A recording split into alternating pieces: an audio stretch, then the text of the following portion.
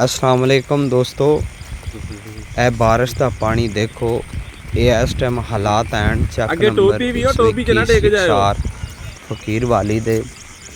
बहुत ज़्यादा बारिश हुई है, बहुत ज़्यादा बारिश हुई है। पानी जिहड़ा है वो अगे डेरियां में पहुँच चुका है। माल दे बैठण नूं जगह नहीं है।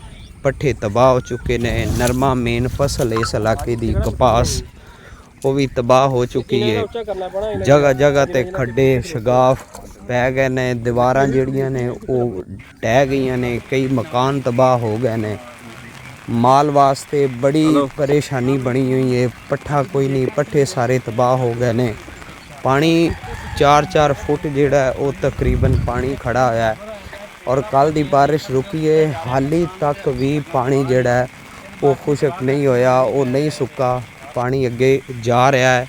ए देखो इस तरह नाले चल रहे ने कि जिस तरह पता नहीं एक कोई वड्डी नहर टुट गई है या दरिया का रुख जिहड़ा है वो इधर चक नंबर 121 वाल हो गया है। हालात बहुत ख़राब हो चुके ने।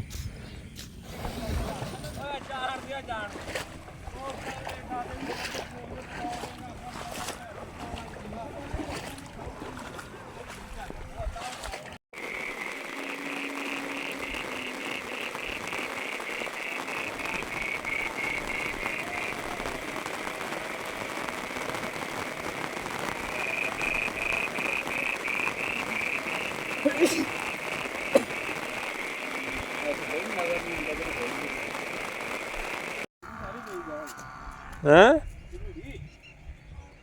चलो अगली दस रहे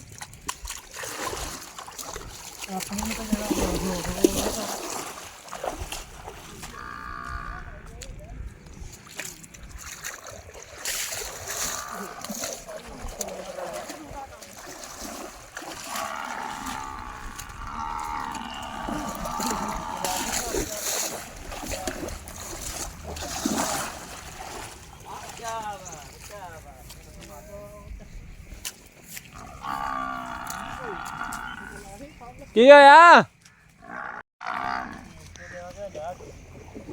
हैं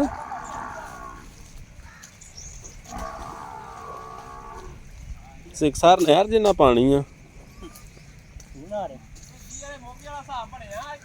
20 वाला मोगा कित्थों इन्ना पानी दिंदा जी।